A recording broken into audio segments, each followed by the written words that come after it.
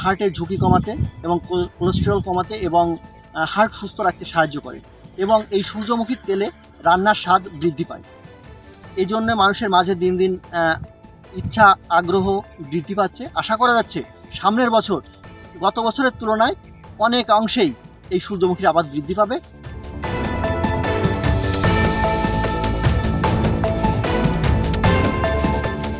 আমি গত 2 বছর ধরে এই জায়গায় সূর্যমুখী চাষ দেখি বা রাস্তাতে যাই আসি দেখি, এই যারা করেছে এদের কাছে শুনেছি যে খুব ফলনশীল জিনিস। এই জন্যে আমার আগ্রহ আছে যে আমি আগামী বছর 40% জমিতে এই সূর্যমুখী চাষ করব।